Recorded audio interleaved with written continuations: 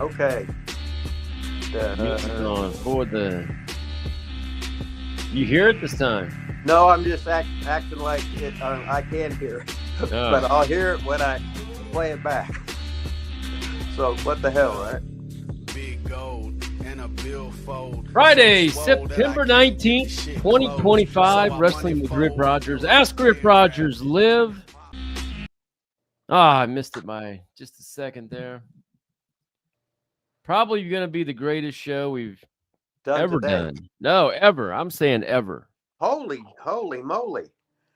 Hey, it was Julie's birthday, but we couldn't say it in between the thing. Her birthday was yesterday, right? Yeah. So happy birthday to Julie, because I forgot to say coming up. So it's going to be Julie. You gotta tell the people a little more specific who you're talking about. Oh, Julie Shelton, the leading scorer in Butler basketball history, and married to Derek Shelton, who was the principal. He was the top-notch stud there, going to different fucking colleges, playing ball. Yeah, and my sister. You kind of forgot that part of the whole thing. Oh, okay. Oh yeah. Julie. Well, sort of Julie Lilas, like okay. Yeah, and it's her birthday. 55 today, Rip. Or yesterday. Oh my God, I remember when she was 17. God, I remember me and the King. We'd go watch her play ball when she was playing at Butler. I would say you remember her when she was less than 17. You had a picture of me and you when we were 4 or whatever. When I was 4. Well, you was on my head, right? Yeah, so she was like 7 in that picture. Well, okay. Well, I didn't. I'm not real good at adding and subtraction and ages, because fucking hell, when you age, it changes all the time. You know, shit. All right, now I'm 71, and then all of a sudden, in February 7th next year, if I'm still not croaked, then I'll be 72. I'll go, God damn, what an old motherfucker. Doug Tate, Seymour legend in the house today. All the top stars from Seymour are here. Don't mention Manny the Weasel Valverde, because I said all the top stars, and even Manny the Weasel Valverde's here. Yeah, even though he's a non-paying member, he's sort of like bootlegging. I think he's got a bunch of girls on the side paying him money to get him on here, us talking about him or whatever. But I haven't seen any money from him yet. You don't. Anybody that wins that much money in poker ought to be a member of the Wrestling with Rip Rogers channel. Yeah, he's the legend at Scottsburg and the legend at Austin. So I think he should be a legend on here, but he should at least buy a membership. And I think he should contribute to our benevolent fund. What's benevolent fund anyway? I heard that big word. I have no idea what you're talking about. No, I don't either. So what the hell? But neither does Manny the Weasel. He's probably the Weasel's probably happy, because he's happy that the Fever won, and he was for them, and they won because he was telling them what to do, because he's one of the top coaches of all time of every sport. Manny the Weasel Valverde, Mr. Opinion. Big shout out to the Indiana Fever. Indiana WNBA first round, they advanced, Rip. They have 10 players, and 4 of them are on like whatever those are called, some kind of short contract, like they just joined the team recently or whatever. So really, only 6 of their normal players are on the team. Yeah, and then they won on the road. Yeah. Wow, that's just unbelievable. What a great effort by them. Congratulations to the Fever, baby. That's all that matters. You think anybody from the Fever is watching this show today? Probably all of them. If you play for the Fever, go ahead and put a comment in the chat there. So they're probably haven't gotten up yet. They're still recovering from last night, and they're all over drinking age, so they was probably out getting a little bit toasted, I'm thinking. I knew that if you did that when you was pitching in college or whatever, you'd been toasted the next day. Oh, hell yeah. So I'm not going to, and we got to put them on the same level, so we'll just say they were probably busy celebrating last night, one way or the other. Let's see who's in the chat today. Tom Montgomery, Manny Valverde, T-Weasel, former OVW superstar T-Weasel in the chat today, wishing everybody out there a great Friday. Now, he did take that suplex from Dan Severn, didn't he? He took he took that trailer jack from Trailer Park Trash too. He so sure did, yeah. He's sort of like a grizzled veteran, and he knows survival skills. And he's never hungry because he's got all them hot dogs on his neck. He can always cut one off and eat it when he's hungry. Oh God! Not only did he take the trailer jack, but 5 minutes later he was up punching and kicking Trailer Park. Yeah, and then when he was laying down there for the trailer jack, he was doing the angel wings, and then he had to scoot over in the middle. He was here, put it in, and then scooted over. It was awesome. High level training at its best, right there. It didn't get any better than that. We'll talk about this in a minute, but Weasel's lock of the weekend is Seth Rollins and Becky Lynch to beat CM Punk and AJ Lee. Well, maybe Manny's a WWE booker too. You never know. What else does he have? He's got the Titans +4 versus the Colts. Get out of here, Weasel. We're not taking that anti-Colt negativity here. He's taking the Titans, and he's taking somebody plus Utah +3.5. Anyway, Italian here from Green Valley, Illinois. Ibs and Arroyo here from Atlantic City. Holy shit. Screaming Baboon says, nobody cares about you. I'm assuming he's talking about Weasel, not you, Rip. Hey, that could be what a program. Manny the Weasel Valverde against Screaming Baboon. Well, we tried the bikini pose off with your boy Eric, and that just never happened. So yeah, Eric ran away. Can we get it to happen with Screaming Baboon? I think Eric ran away and then went on a secret diet, and he's training like he's getting ready for the Olympia, and all of a sudden he's just going to pop up shredded. What are we going to have Baboon and Weasel do for the competition, though? I mean, they don't live by each other. The bicep pose off. I mean, what? Well, it could be we could get the talking heads in here and get all the. You could see Manny the Weasel Valverde and Screaming Baboon. He can do whatever pose he wants to do. Then he can cuss Manny out with his Australian accent. So we'd have a hillbilly and an Australian on here. So it'd be like the battle of the voices. A Mexican hillbilly, not just a hillbilly. Well, Manny was the first Hispanic in Seymour that didn't know any Spanish. First and only. Como está usted? Tengo mucho hambre. Donde está? Oh, excuse me. Jetson in from outer space wants to know how my male bondage canoe trip was. It was good. Was that last week? No, we've been on since then. We were on last weekend. Yeah, we had Jack Swagger on last weekend. Mm-hmm. Jake Hager. It was a good trip. A little chilly. Good trip. Clayton in green. Screaming Baboon in green. It's already your greatest show today.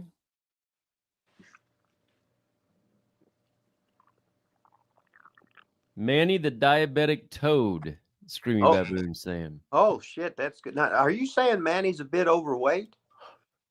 I'm not. Baboon is. Oh, okay. Now, did you tell everybody you lost? What'd you lose 6 pounds this week? 7. Awesome. Yeah, I went and had a bunch of blood work done. I got a bunch of stuff jacked up. She gave me a bunch of supplements to take, but started looking them up, and half of them I can't take with the meds I'm on. So I'm going to try to maybe get off the meds. But she put me on almost like a paleo diet, I guess. Meats, veggies, fruits. I can do eggs. That's about it, though. Well, that's just the way you're supposed to eat. Pretty much that way. Yeah, that's the way you're supposed to eat. Whole foods, nothing processed. No carbs though. No even rice or potatoes or even sweet potatoes. She said. So none of those. But I'm also doing the, I guess it's kind of intermittent fasting, or I guess it is. This is all for 90 days, supposedly. 11 to 7 is when I've elected to eat. I've stuck to that all week. My cholesterol, I guess, is high. My blood sugar a little high, whatever that is. So, yeah, I've been out of my my Walgreen generic vitamins for about 3 weeks now. So I've been trying to see how it is without it. So can you tell a difference when you take vitamins? I usually can't tell one way or the no, other. I just know my pee's real yellow. Yeah. Yeah, but really no. And I don't eat very good like I'm supposed to do. So what the hell? Big George is in the house today. Good day, gents. Billy Ray Dollar in the house. Aaron in the house. All the top stars here today, Rip. Manny says the baboon is irrelevant in the big picture of life. Brings nothing to this program. No. I don't think the weasel knows that the SB Screaming Baboon's biceps is bigger than Manny's bulbous head. As long as he lives in another country, I don't think he's too concerned. Yeah. He All of a sudden, though, the weasel will be back and begging if he shows up on his porch one day. There it is. He brings nothing to the program, Weasel said. Oh, okay. All right, we need some questions, man. Let's get this show on the road. We're 10 minutes in. We haven't had a question yet today. Let's get one. Everybody's just busy being overthinking about the fever and everything. Everybody's on fire about the WNBA, you know. I think after 3.5 years, maybe they've asked you all the questions they can think of. Oh, okay. Hey, I saw on I was talking to Dave the Rave Hart. He called me. Remember? He sent me a couple pictures the other day. Yeah, because he had the Ravettes, and then he used to be. I used to have that job in Broad Ripple. On some night, I was a bouncer there at that club where Dave was at. I can't remember the name of the club. It's the main one down. Peppers. Yeah, is that it? Sounds good. Probably was, but Rave he was the man there. So that was so he made a lot of trips to Atlanta. Let's just put it that way. So he was always good for a laugh, and he was talking about the other day where I seen the thing that Glenn Jacobs, he put that thing on the internet about the time he sat in the back seat of my car. Oh, he did? I didn't see that. Okay, yeah, he put it up and he talked about it, and what it was really a rib. It was me, Steelman, and Dave the Rave was in my K car. And then here comes goddamn Kane, Glenn Jacobs. He was meeting us, right? So as a rib, I tell him to get in the back seat. Now he was so nice and was green as hell, right? So he just sat back there all the way where we was going. We was going on to somewhere in South Carolina. Now he himself he said on the internet that he couldn't move for like 4 days after whatever, but he was so big, and I was waiting for him to say, "Hey, can you care if I sit in the front?" And I so to rib him, I just let him sit back there. So we went all the way to South Carolina, and then coming back, something with the battery in the car. I remember Dave the Rave was out in the rain, and we thought the thing was going to blow up, but we made it back. And Kane, he was scared, like I was scared, because we didn't major in auto mechanics. But big old Kane, the hell, he's about 6'10", sitting back there. He went all the way there and all the way back. See, I don't find that as a rib. I don't know why. If he was green and really not in the business much, he ought to sit in the back. I don't care how tall he is. I know. I know what I want him to do. He was so nice and polite. Well, no green guy is going to ask to sit in the front with a bunch of. But when he could say, "Hey, I'm about 7 foot tall," so and then and Steelman was sitting up there because he had the. Well, hell, he was 6'5". I know, but 6'5" is a whole lot shorter than about 6'10". It doesn't matter. Sit in the back, Kane. You're you're a green guy. Sit in the back. That's the way it is. So he just gutted it out, and then then when we got to the town, as a rib, I had him work as Bruiser Mastino. Now Bruiser Mastino was a guy I worked with in Germany, and his real name was Mike Halog, and then he worked. I can't remember what he worked at in Atlanta or whatever, but so Kane. This was after I'd come back from Germany in '92. So this was probably 93, 94, whatever the hell it was. So he got ribbed on that. And the rib's still there, but and I guess he learned from then on that he should speak up.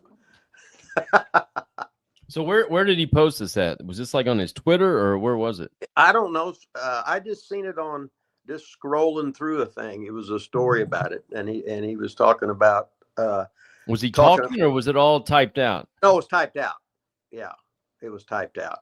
Man, I'm trying to look for it right now, but if somebody can find, you think it was under Kane or Glenn Jacobs? You don't know where it was at? What? No. How many days ago was it? Do you know? Oh, probably the last week at least. Did he mention your name? Well, I guess he would have had to. No, he could have said I was riding in a car and I was in the back seat cramped. He didn't really have to name names. Oh, well, I guess it wouldn't be a very good story unless they had names in there. Well, I mean, people tell like stories all the time and say, I can't say who this was, but well, I didn't. Well, shit, that ain't a goddamn good story. That's a fucking gutless story. Well, I'm just asking if you name your name. I don't know. Well, I guess you Googled it, and I guess you'll see then. I haven't seen. So I think maybe you're making the whole thing up. Yeah. Okay. Sean NG, $6.99 Canadian, baby. Well, hell, that ain't as much. So don't applaud him. Say, that's great. It's our only one. We gotta applaud him. From Canada, are you and Vaughn? Are you Vaughn and Rip and you Rip in different locations now? Well, hell, you got 2 different locations, 2 different cameras. Of course we are. That's why I'm over on the right, and I'm not sitting next to him. But you used to be together. Hope all is well with both of you. Yeah, with today's technology, you can do this now. That's like when you have all them popping heads come in and have a whole bunch of guys on there. Rip could, I'll just put it this way, Rip could used to conveniently come over to Lila Studios so we could chum around together and do this together, and that's not the case currently. So currently we are separated, but we're not enemies. We're just separated location-wise currently. Yeah, that's what it is. I hope you understand that now, that you know when I'm sitting over here waving at you like this, I'm not sitting next to Vaughn. And we are both well can be. We're both sitting here talking, so that's. Yeah, we ain't croaked yet. So I mean, you had your issues, and my issue is just I'm old and fragile. If I fall down, I can't get up, and that's the way it is. Most all my buddies, they're all croaked. So what the hell, right?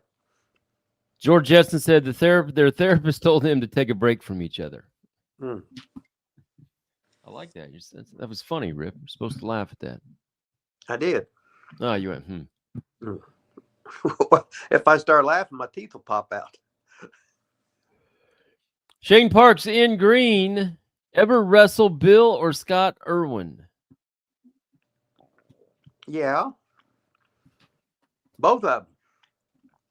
As a tag team? Tag team and in singles. Any thoughts? Any stories? Like them? Didn't like them? Good, bad, ugly? They were great. And I used to rib Bill. He used to come in, no matter what it was, he would bitch about it. He'd come in. I say, Bill, how's the weather? Oh, goddamn, it's raining. Why'd you have to ask me that? Bill, what'd you eat today? Oh, man, I got this. They was late with this and that. Then I got sick. I had to go throw thing. Hey, what about the trip we got? Oh, my God, it's 3 hours and 27 minutes. I can't stand doing this and that. No matter what it was, of course, it was a running rib. He would just, no matter what it was, he would bitch about it. He was just funnier than shit. And Scott was the straight one. And he was just serious all the time. But Bill was the younger brother, and he just stirred the pot, and his brother would just shake his head all the time because he knew I was winding him up. But we were double winding him up was what it was. Which one was the heavier one? One of them was a little bit bigger than the other one, right? Yeah, Scott was the big one, and Bill he always had the cool looking handlebar mustache gimmick. Wild Bill Irwin, ladies and gentlemen. Thanks for the super chat a little bit ago, Sean NG, just in case we forgot to thank you. Shane Parks in green.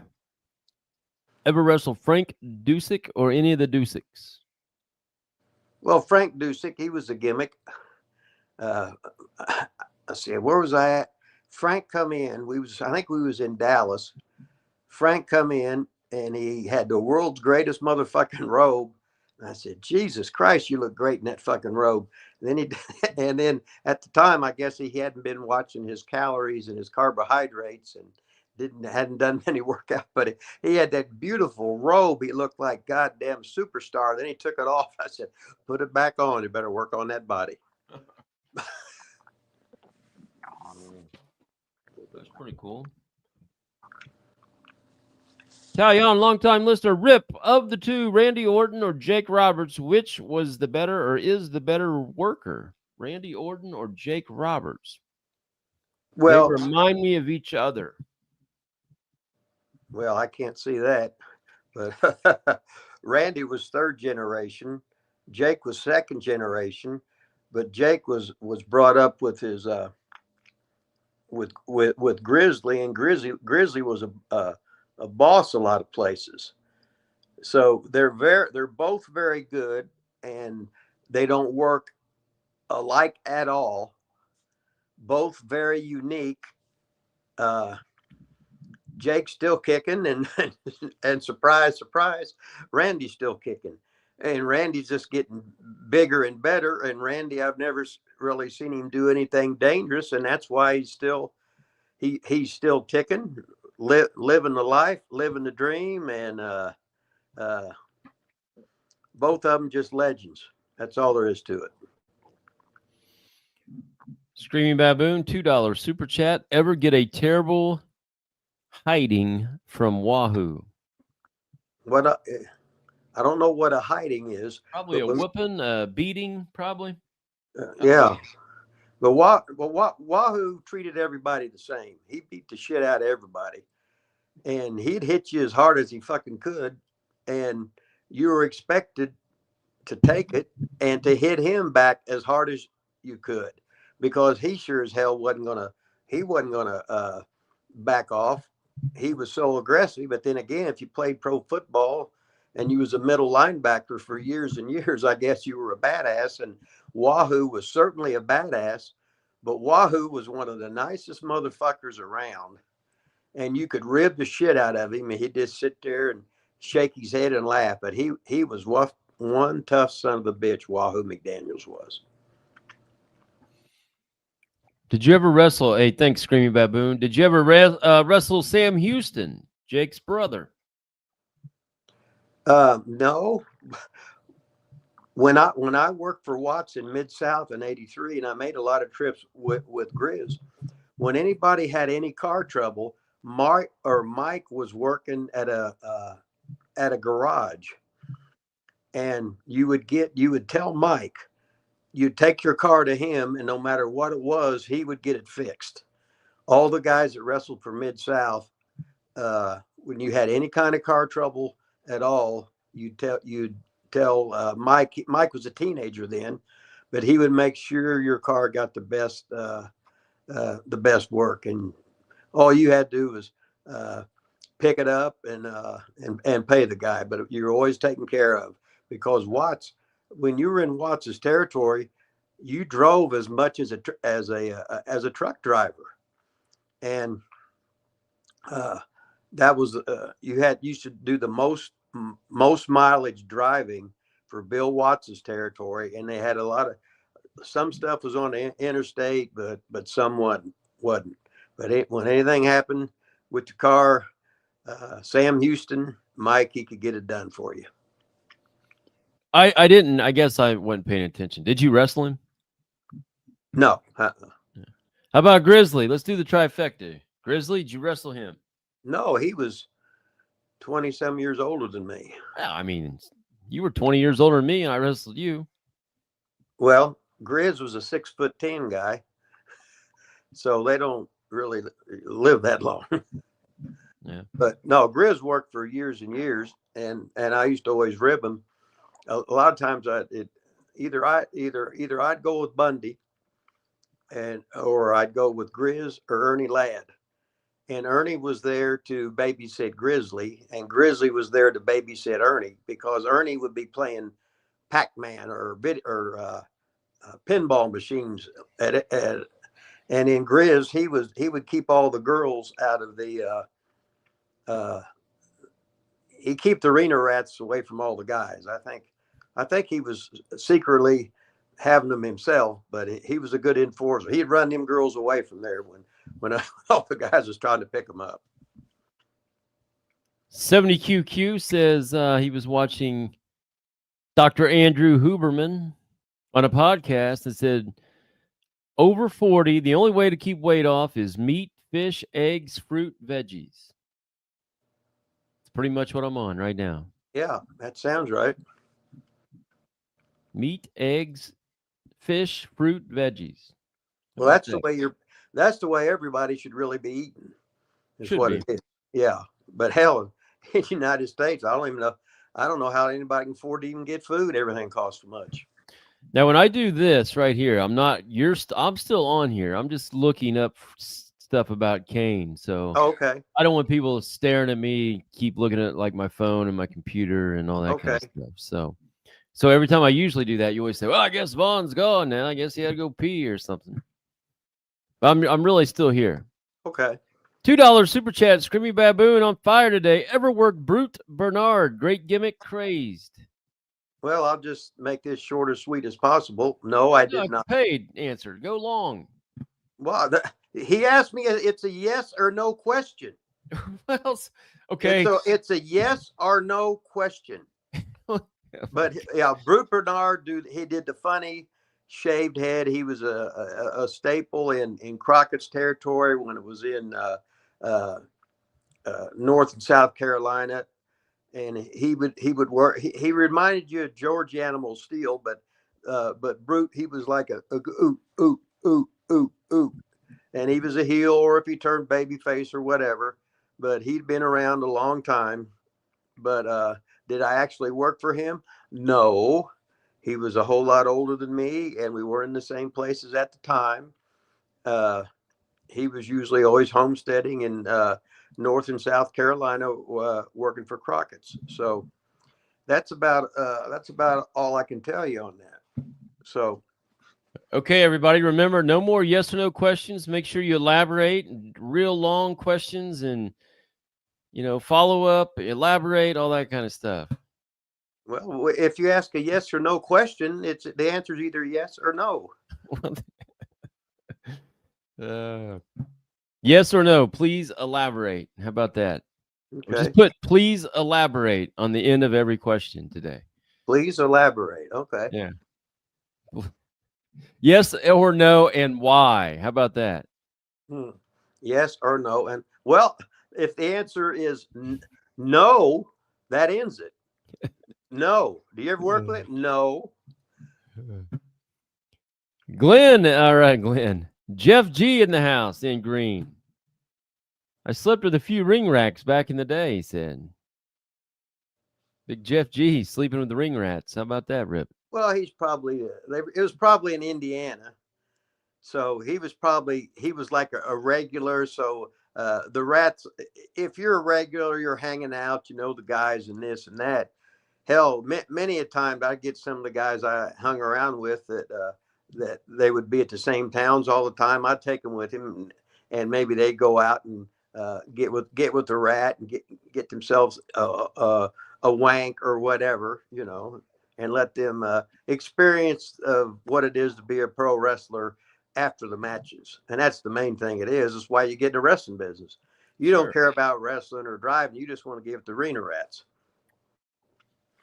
Hell, you're a television star looking above average, and the girls that go to wrestling matches are usually, they're not of the upper IQ. They don't have the highest IQ, so you might as well get a heavy one because they'll give you some food and some gas money too and whatever, and just give them some attention. And the women need attention, that. So you go out there and get what happens. So Jeff G, I can imagine you. Little deviant. Well, you was a big deviant then, but just a regular doing the rats like the boys. Proud of you. Steve Crawford, not a paid question or in green, but I think he might be a new listener. I'm not totally sure, so I'm going to ask the question anyway. Who was Rip's favorite tag team partner? Tag team partner. Well, Pez, probably Pez. Buddy Rose was great, but I wasn't out there, and I was with Pez longer, so Pez was really good. So I'd have to say Pez, because Pez, he could handle any interview, and I would say, Pez, you're the world's greatest talker. Just talk. I'm just going to stand here and look pretty, act like I'm over, act like I'm built, whether I am or not. So that's that. Me and Ted Oates were national tag team champions for a while, but hell, Ole threw us together, and he told me, you're going to be national tag team champions, and I'm going to team you with Ted Oates. I said, well, hell, I didn't even know him, never even met him before, and all of a sudden go in there and say, you're tagging with him. And we never rode together because he was living, I think, he was living at that time, I think, in Columbus, Georgia. So he was making all his trips from there. And I had the old orange van and would have a van packed with guys, but I would make them, if I was living in Atlanta, I would collect the trans money and stuff like that, be full of wrestlers and everything. And I looked up, and all of a sudden, Lilas is not here. So I'm just going to be talking about whatever. What are you talking about? I just said I'm here the whole time. I just got done telling you that. I just got done saying that when I put you on the big screen, I'm still here. Right? Yeah, that meant for that time. Every day. Oh. Every time I do this, I'm putting the emphasis on you and your story. Okay. Well, I'm trying to find shit that you said about Kane that I can't find anywhere. Okay. But I'm still sitting right here. No, he said it about me. Right. That he said about you. No. That you said about Kane saying, like you said a little bit ago, hey, Kane said the story. I'm trying to find that story. Yeah. Okay. Well, so instead of people watching me look for a story, I'm just going to let them focus on Rip Rogers, right? It's your show. Yeah. Me sitting here laying in bed. Stomach growling. I go say stomach growling. Yeah. Yeah. Look good. Screaming Baboon keeping this show afloat today. Thanks, Screaming Baboon. Is your rage building real? Let it free. No, what it is, he's like me on the phone. You can't see, you don't proofread. So if it says real, he's probably saying rip. Oh. So is your rage building rip? Let it free. Did you ever drink a 7-Up from a midget's hairy cup? Well, was that a male or female midget, for one thing? And I never have. I've never really attempted to. I never even thought about it. But if somebody wants to invite me in to do that and turn the lights down low, and they pay me a lot of money, hell, I'm pretty much ready to do anything. No one screaming Babu like I do. I imagine he would be doing something like that. But he builds fences around the women. He's got a lot of women. He's got a lot of Indian girlfriends, a lot of different kind of Paki girlfriends and some Chinese girlfriends. When he's a screaming baboon, he makes them all scream, but he's not prejudiced. He does them all. He just loves foreign women. Wow. Don't get no better than that, man. Okay. Thanks, Screamy Baboon. Billy Ray Dollar. Look at that. $9.99 super sticker. All right, Billy Ray Dollar. Don't get any better, Billy Ray Dollar, baby. In the house. You got a question? Get it in there, Billy Ray Dollar, and I'll get that question up.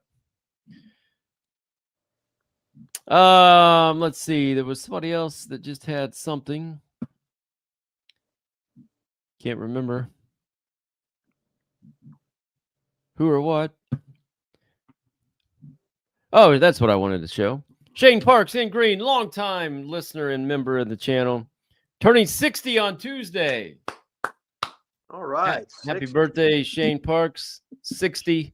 Shit, what made you want to be a pro wrestler, Rip? Well, it's 1961. I'm watching. I go to wrestling. My grandpa texts me. I'm watching Dick the Bruiser versus Cowboy Bob Ellis in Seymour, Indiana, at the old Shields Gym. And I just sat there and was mesmerized, baby. There's Dick the Bruiser and there's Cowboy Bob Ellis, the guys I seen on TV. And they were right here in Seymour, Indiana at the old Shields High School Gym. And ever since then, I had that anchoring or whatever, had the idea of being a pro wrestler. A, I couldn't sing or dance. B, I wasn't quite talented enough to be a pro baseball player, or a pro basketball player, or a pro football player. So I said, well, maybe I can be a wrestler. So after graduating from college, after working at Hoffmeister's gym in Indianapolis, Indiana, had my first matches.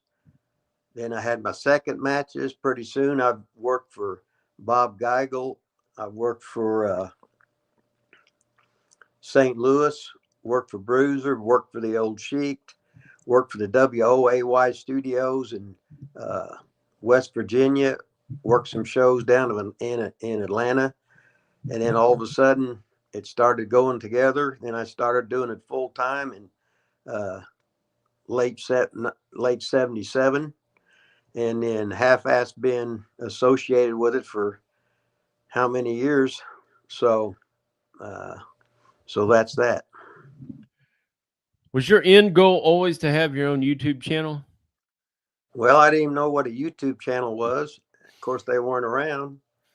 I just wanted to see it, and no matter what it was better. It was better than being off, or I could have been stuck living at home like the Weasel, and then I'd probably been runner up to him in all the poker tournaments in Scottsburg and Brownstown. Of course, I'd probably been a single man like Manny the Weasel was, since R moved out on him.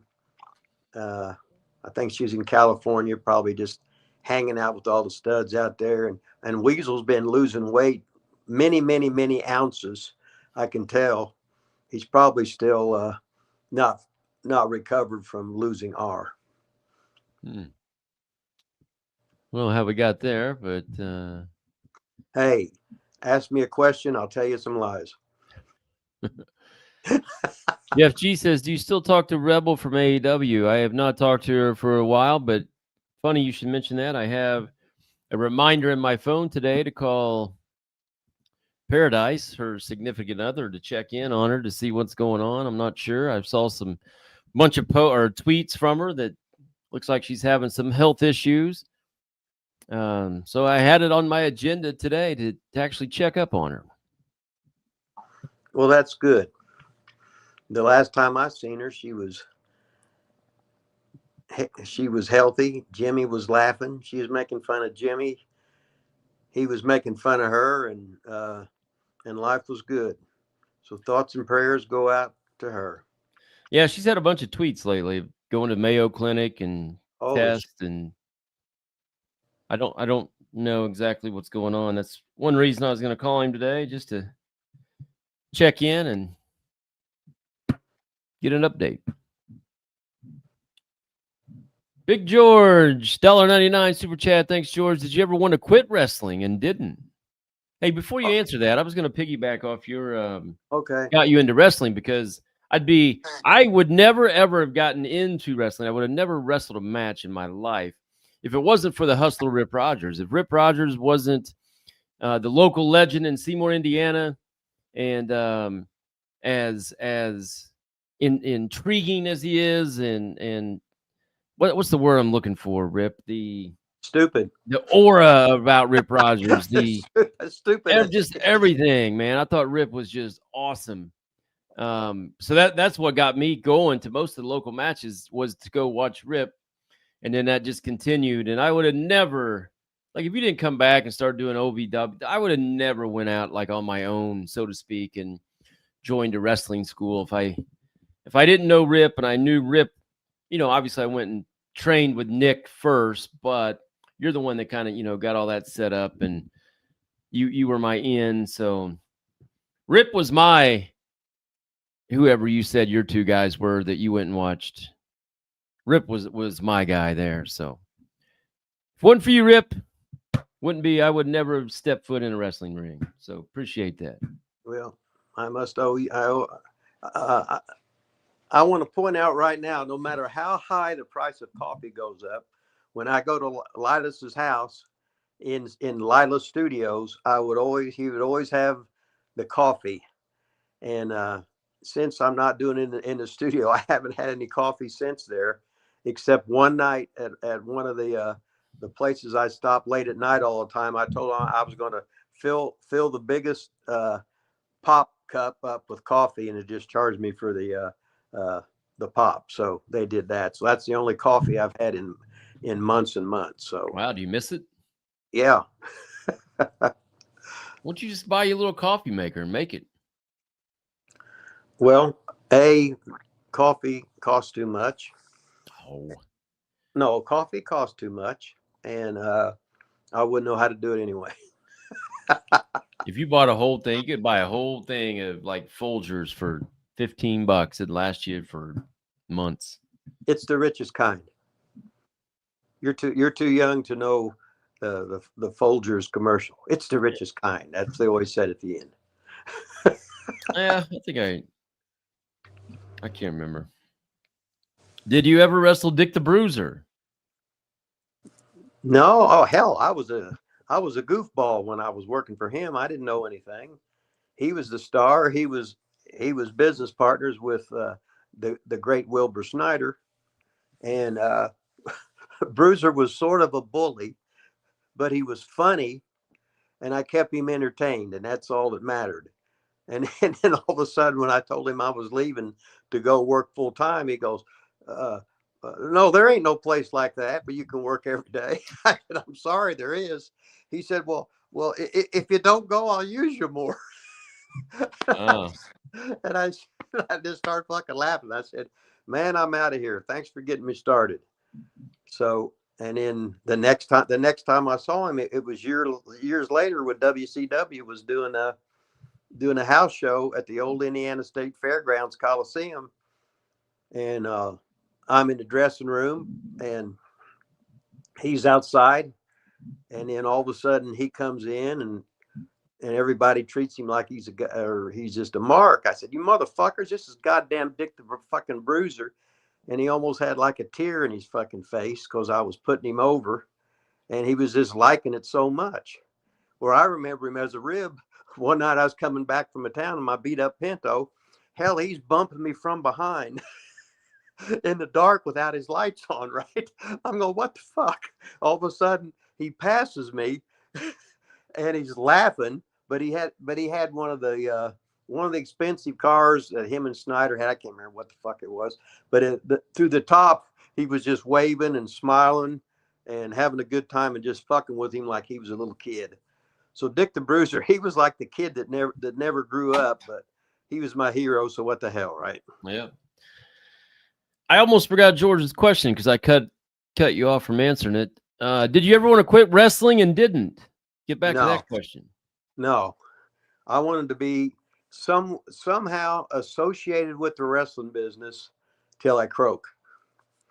I don't care if it's timekeeper, a towel boy, do whatever, some other kind of gopher, working a concession stand, or do all of the above like the king would do when he would have every job, and you'd work concessions, and Knock Baker would be taking all the hot dogs out of the concession stand and stuff.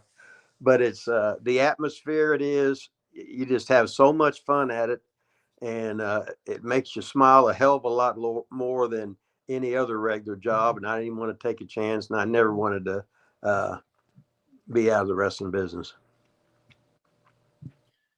Screamy Baboon, thanks a lot, Jeff G. Or George, sorry, Big George. Screamy Baboon, $2 super chat. Rip, did you teach Lanny to play his own skin flute?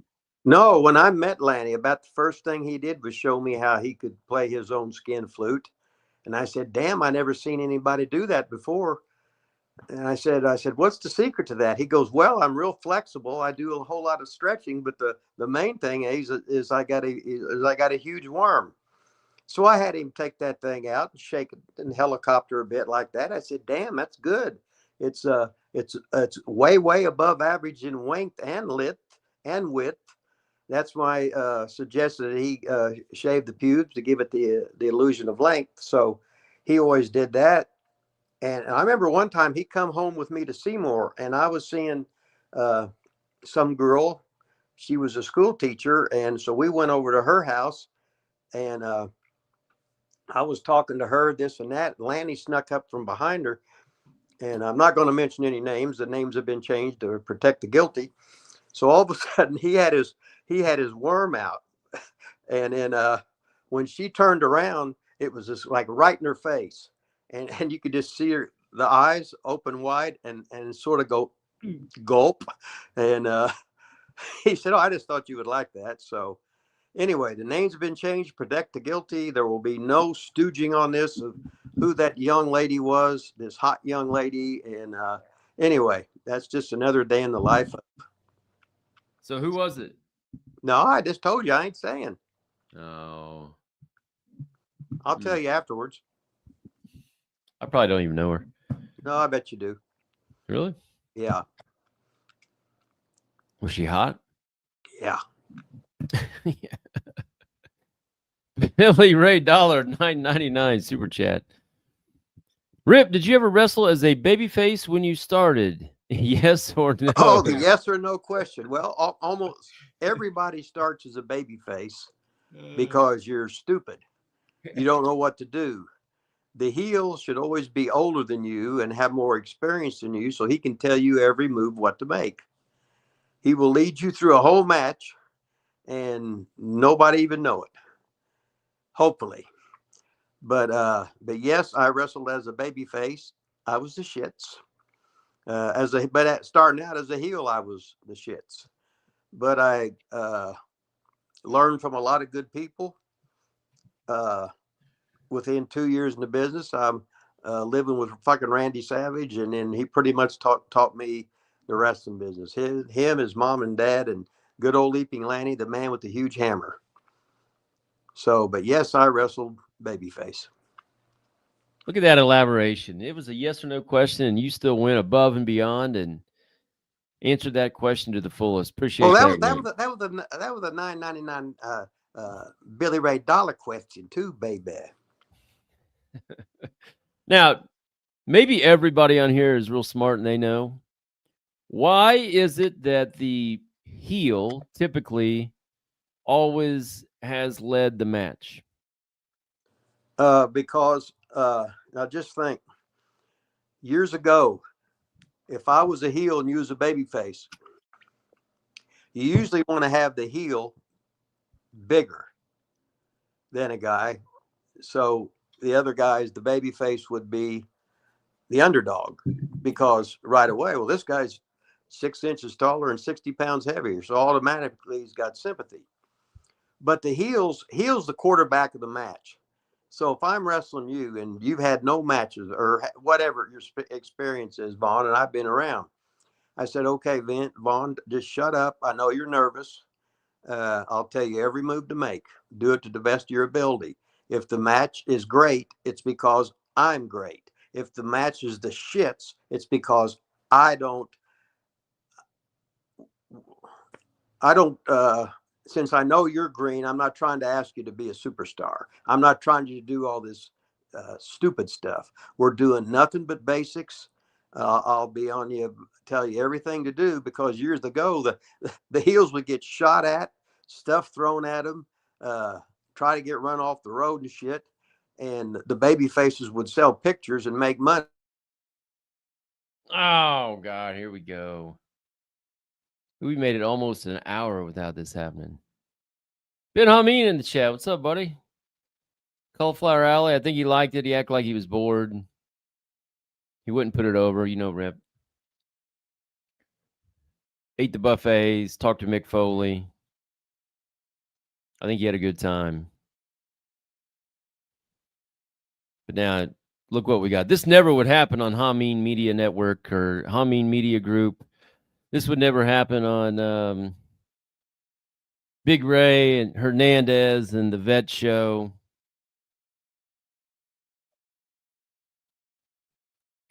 But, you know, that's what we got here, man. That's what we got here on Wrestling with Rip Rogers. Ask Rip Rogers live when he's actually on the show here. This would never happen to Vince Russo.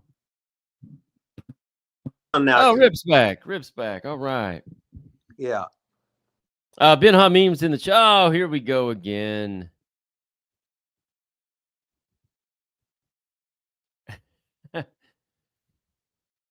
This is what makes this show special, yeah.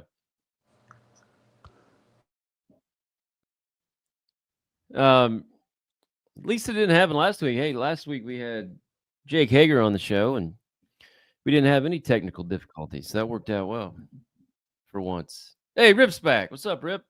Oh, 2 calls come in right in a row. Anytime a call, it just cuts me off. You could just silence your notifications, you know. You ever thought of doing that? I don't know how to do that. No. Thanks, Billy Ray Dollar. Ben Hameen's in the chat here, Rip. Oh, I don't see him. Well, he's in the chat, not on the camera. All right. He wanted to know how Cauliflower Alley was. No, it was long. Long? Mm-hmm. He said he was glad to see you with Bobby Bass and Hutchison. The sensational and intelligent Mass Thunderbolt. No class, Bobby Bass. My former manager at the Maritimes. He was awesome. The sensational and intelligent Mass Thunderbolt, Ron Hutchison, is always that way. He was trainer of the year or whatever the hell it was. So great for him. Great to see Bobby Bass. Great to see the intelligent, sensational and intelligent Mass Thunderbolt. Yeah, and then you didn't really answer my question at all. You just told me, hey, I'm the heel and I'm leading the match, and if it's good, it's on me. If it's bad, it's on me. That wasn't my question.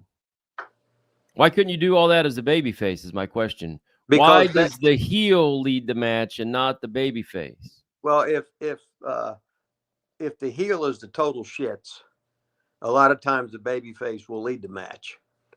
But traditionally, the babyface shuts the fuck up and the heel leads the match. I'm going to go ahead and answer my own question.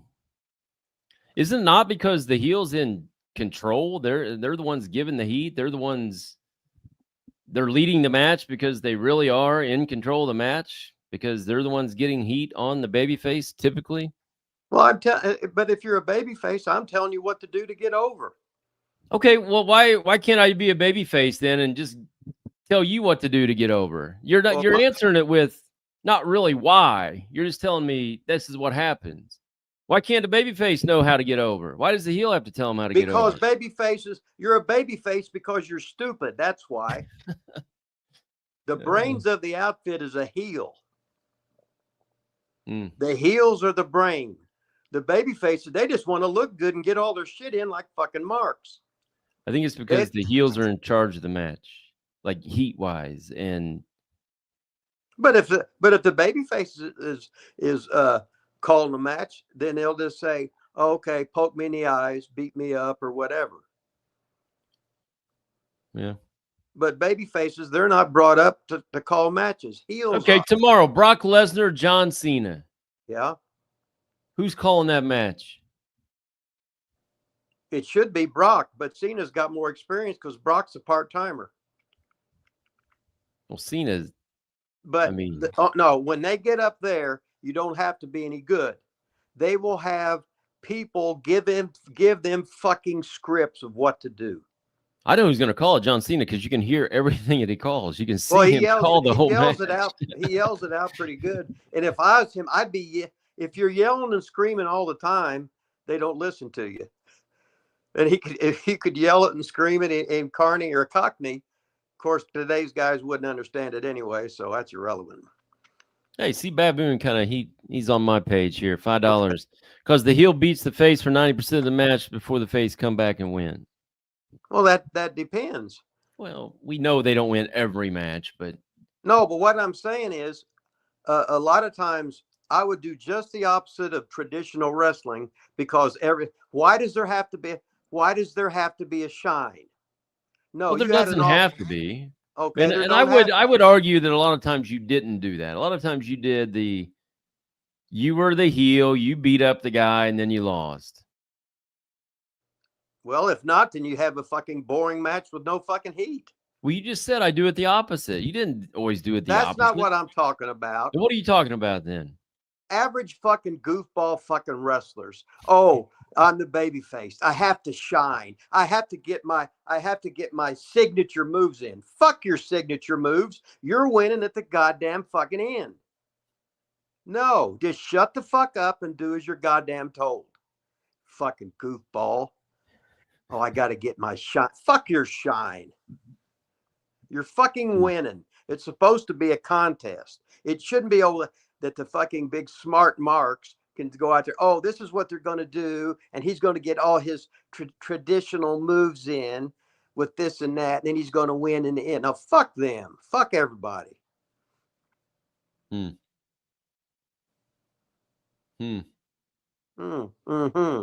think when we wrestled, I had a shine and a comeback in the heat in the middle. Just saying. Drew Scholl in green. I just finished Frankie Kane's 2 books and I'm in the process of reading Tim Hornbaker's book on Buddy Rogers. Do you have any status on the book you have been working on? Oh, yeah, Rip. How about the book you've been working on? Any updates? Yeah, 2 days ago, I sent a thing to the thing. I said, you asked me to do all this shit. I did all this. I did all the stuff I was supposed to do, and I haven't had a fucking word from you fucking since then. So he says, well, I'll keep you updated. I said, please do.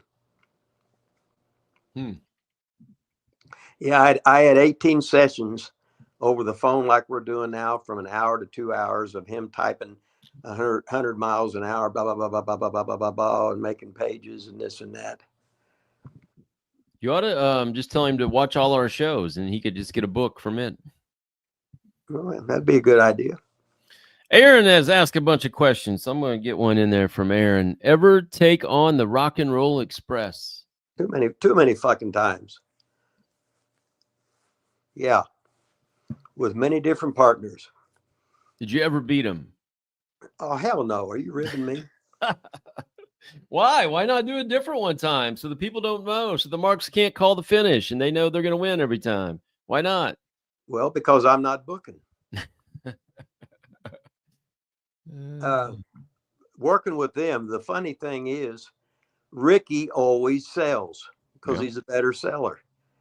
So Roberts, he's sitting there on the holding the goddamn rope and making the fucking weak ass fucking comeback.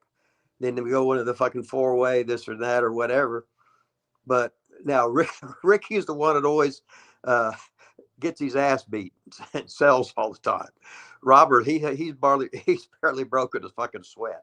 So he's had a since they were together, he's had an easy job to do and made a lot of money. So what the fuck, right?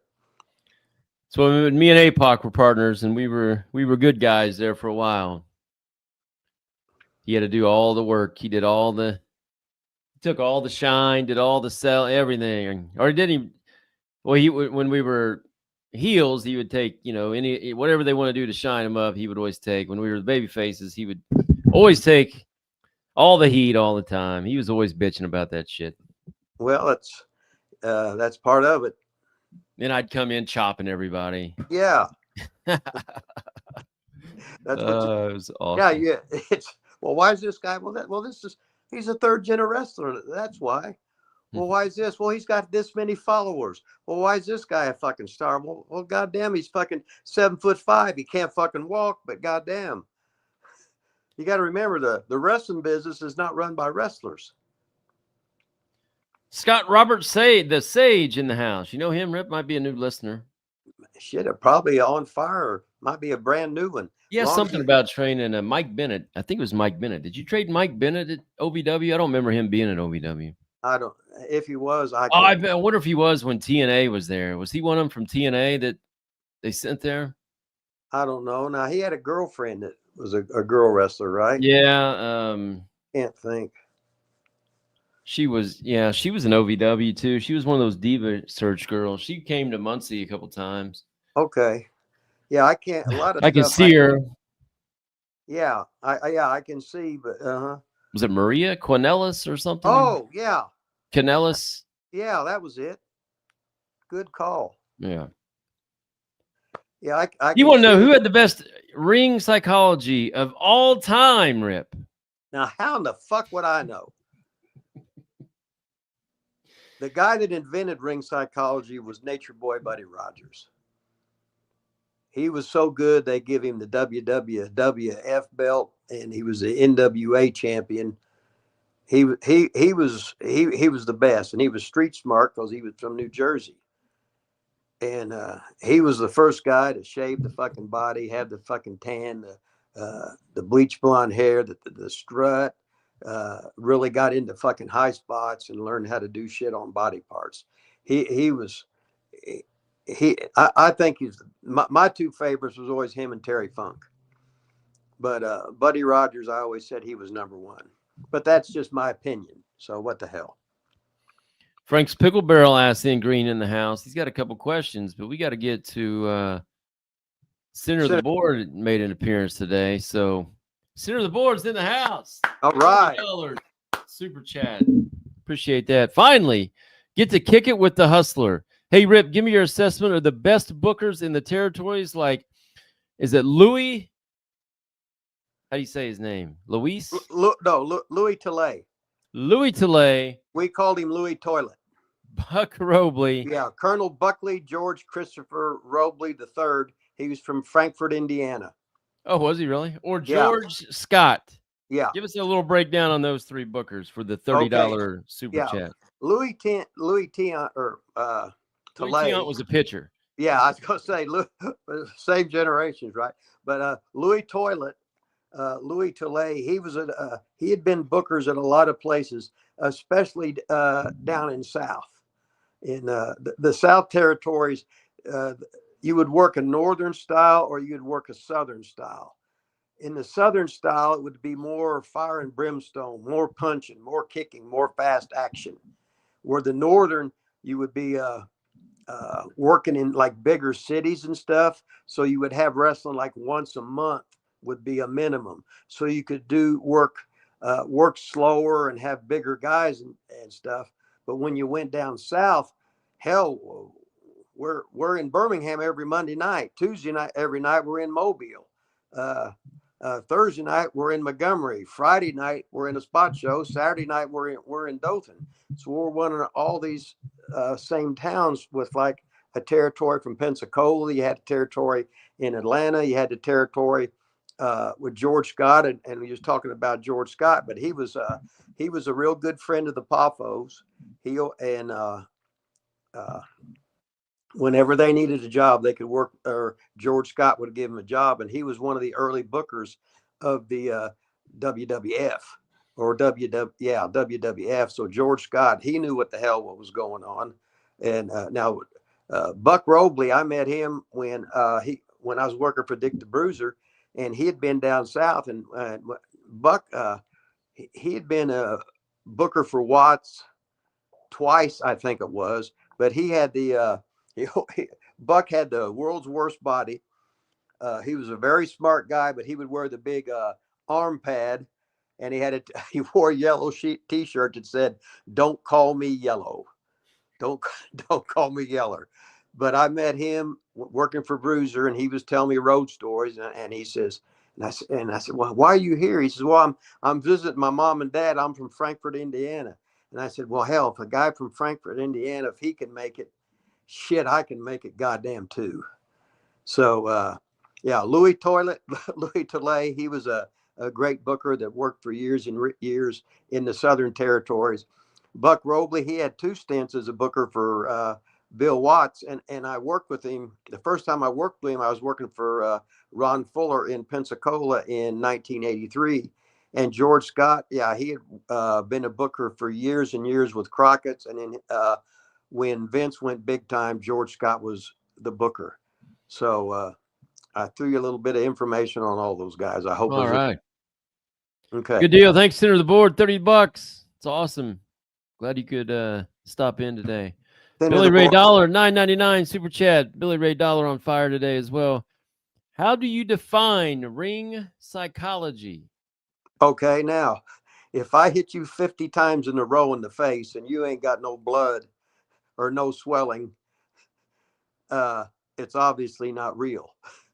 If I hit you one time and knock you down and you're selling it, fall on the floor, and you start sticking your finger up your nose, checking your nose, this or that, I think you get the drift of it. I can hit you with 10 super kicks in a row, cover me, and you and kick out, or I can hit you with 1 super kick and I can beat you. So you learn how much to give, how much to take, so it half-ass makes sense. If they went out and did a headlock in the first match, I'm not going to do a headlock in the second match. If they got heat on the leg in the first match, I'm not going to get heat or beat the babyface up on the leg. You got arm, leg, neck, stomach, back, and meat chop. You got 6 different body parts to fucking work on. And you can dominate with an arm, a hammer lock, a leg, a neck.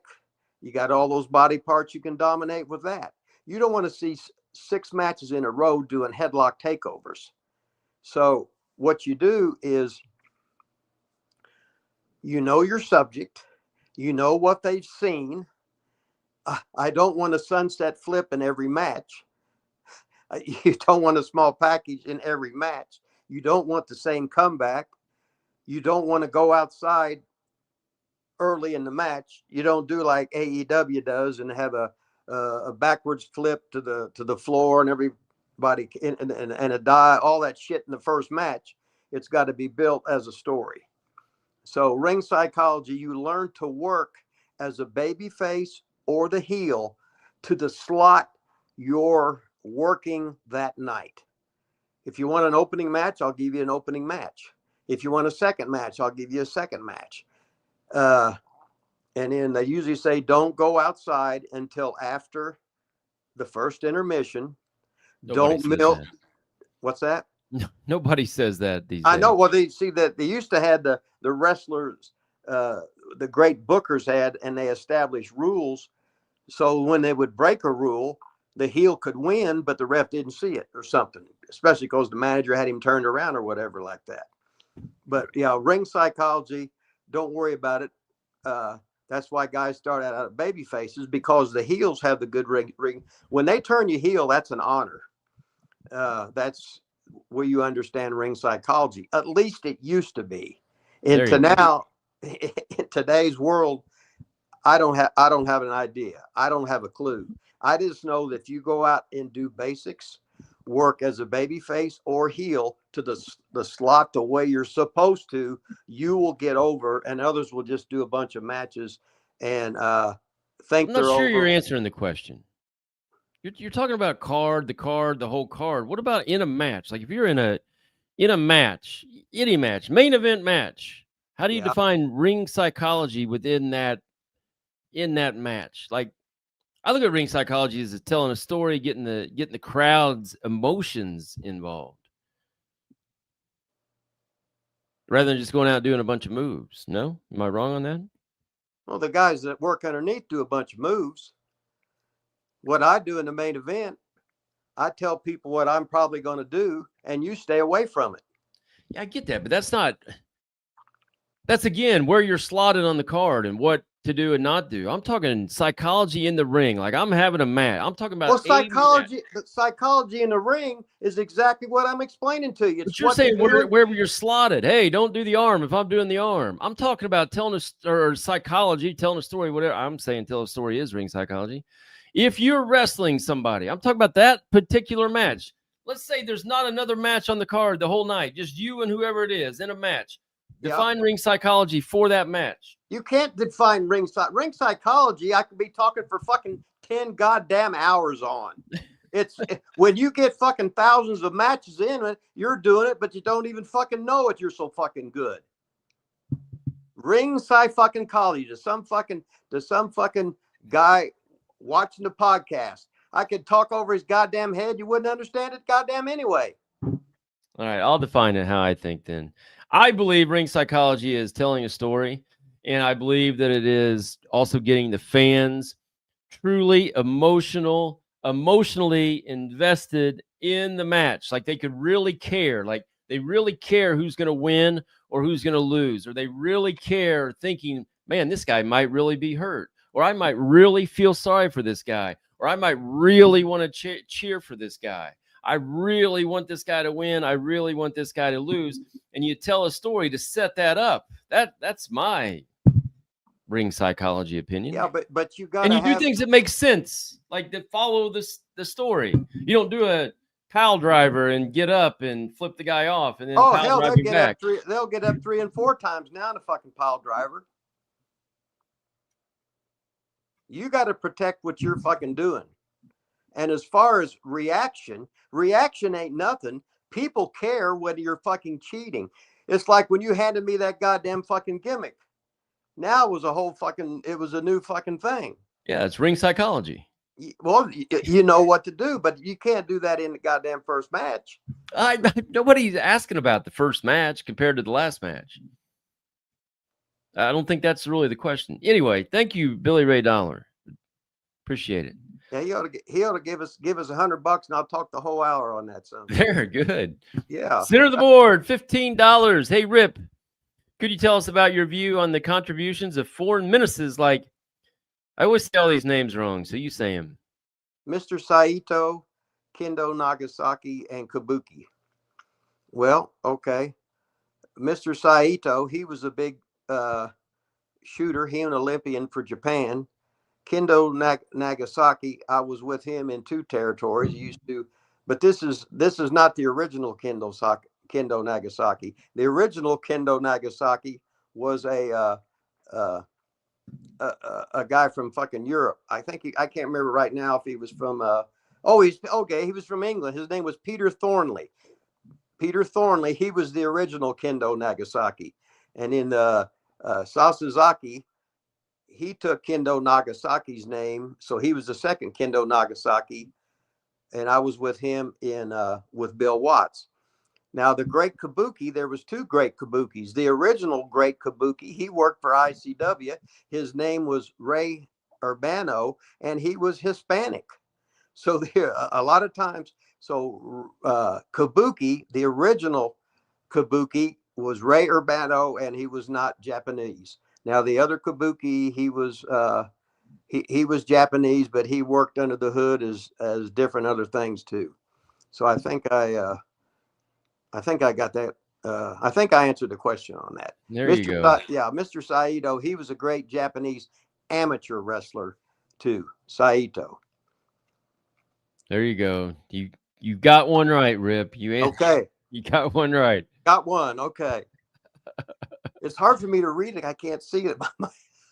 Well, I mean,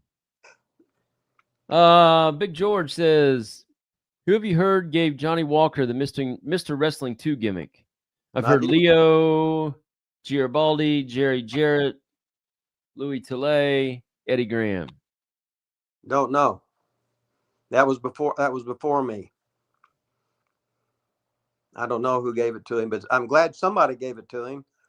Because when I was with him I wrestled with him in Mid-South, and I worked with him for Fuller's, but he was Johnny Walker. He was a guy. It's a good thing he had that hood on, because he looked like he was fucking 65 years old when he was 40. So they put that hood on him. So he was a good wrestler, but he just looked so, my God, he was almost bald headed. And but anyway, that was that. Little humor here from 70QQ. Saying Vaughn would say, "Hey Rip, what time is it?" And Rip would say, "I've had this watch since the basement flood. I got it from." I didn't have a watch. Well, I've had 2 basement floods, so okay. Just Who said that? Who said that? 70QQ. Okay. You keeping tabs on who's making jokes about you? Yeah. What are you gonna do to 70QQ? I'm gonna send him. I had the kayfabe picture when he was out with a fat woman. Oh yeah. Yeah. I'm gonna post it on here. I think he was like Dusty. He was sitting on something. He had his cowboy boots, and that was it. Nothing but the boots, huh? With the kayfabe weenie. Oh man. Manny said that choking. Said that you won a lot of matches with the Weasel in his corner. Well, that was like double secret probation. Like Weasel was so over as a fan, and they knew he'd get involved, just like with Trailer Park Trash or Dan Severn. He threatened Dan Severn, and we knew he could do the snow thing when he was like the wings going, when he was laying down selling, and he had to move over to take the trailer jack. But then he jumped right back up anyway to show that the Weasel was over, and start beating the shit out of somebody. So the Weasel was a different era of OVW, but it's a legendary one, and that's all we can go by. 70QQ said, "Gosh, joke's on Rip. I married that fat chick." Huh? He said he married that fat chick, so it doesn't matter if you expose the pictures. He married her. Oh well, but she's got 3 jobs, right? But don't worry, when she divorces you, she'll take your house, your car, and everything else, and you'll be homeless like me. So what the hell, right? Frank's pickle barrel ass. Ian Green, longtime listener. Ever work Ricky Starr, Rip? Are you talking? Well, I was partners with Ricky Starr, but that was Ricky Riddle. That wasn't the original Ricky Starr. The original Ricky Starr, did I ever work with him? No. He was way older than me. He was from St. Louis, though, I'll tell you that much. He made a lot of money. Wasn't there a Mark Starr as well, or no? Yeah, there's Mark Stars everywhere. Is there? Yeah. Anything. Ricky Starr was convertible blonde though too, right? Isn't that Ricky Riddle? Yeah, but he wasn't the original Ricky Starr, the one they're asking about. Yeah. The one they were asking about, he was the guy. Anytime there would be a star, you would get to rub. That's like anybody named Buddy was first name Buddy. You get the rub for Buddy Rogers. It's like me when I'm Rip Rogers. I got the rub from Buddy Rogers. So if you have one name like some famous guy, it's like how many Valiant brothers were really a Valiant, Did Ricky Starr spell his name with 2 R's or 1 R? 2. Always 2 R's. Always 2. Yeah. To be over, you had to have the double STARR. You had to be over with that. Screaming Baboon, $2 super chat. Tiniest worm in the business. Holy shit. Well, I let's just put it this way. I've seen some girls that had bigger beans than guys' worms. and I really haven't didn't go. You knew when guys was taking a shower and they were facing the shower and they were all soaked up. They didn't want Lanny Poffo would always sort of like spin them around, and then it always have the kayfabe fucking weenie and stuff.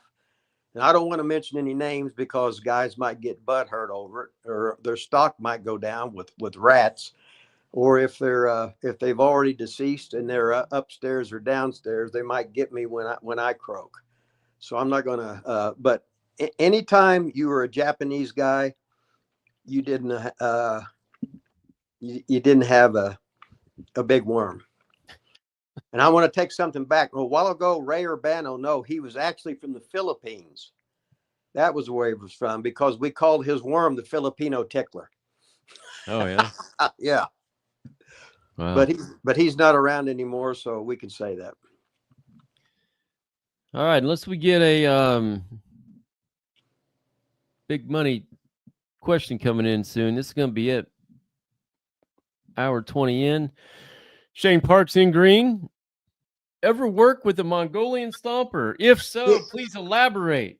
Yeah, I worked with the Mongolian Stomper. God, I'm trying to think how many years ago that was. But he was, Archie Goldie was big, impressive. He looked like he beat the shit out of you.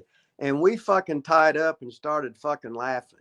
I said, Archie, you're one of the fucking lightest workers. He says, I know, I sort of got like a rotten deal. I'm not ribbing you.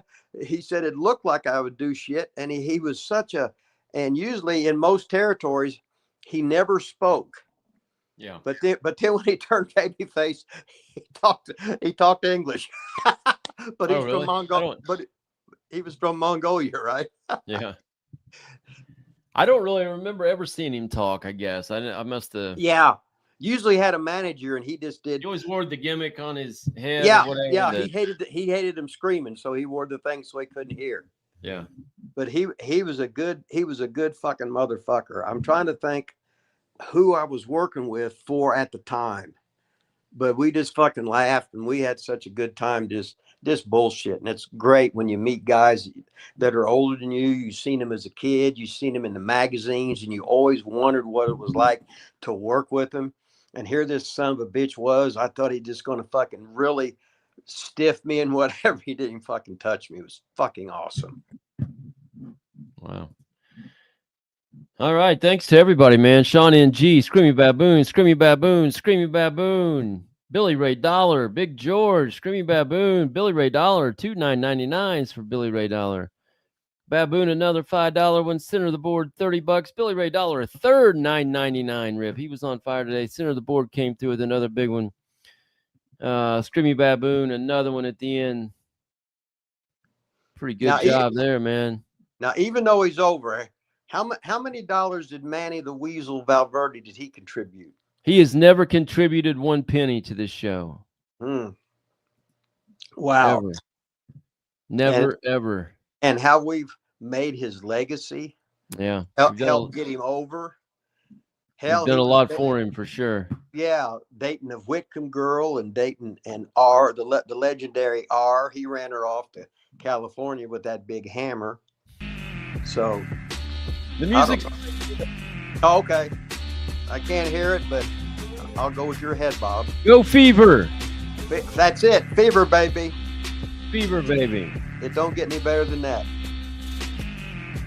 Have a great weekend. I think Friday's good. Everybody, see you next Friday. This is the greatest show we did today. It's Phantasmo. It don't get any better than that. Hey, we got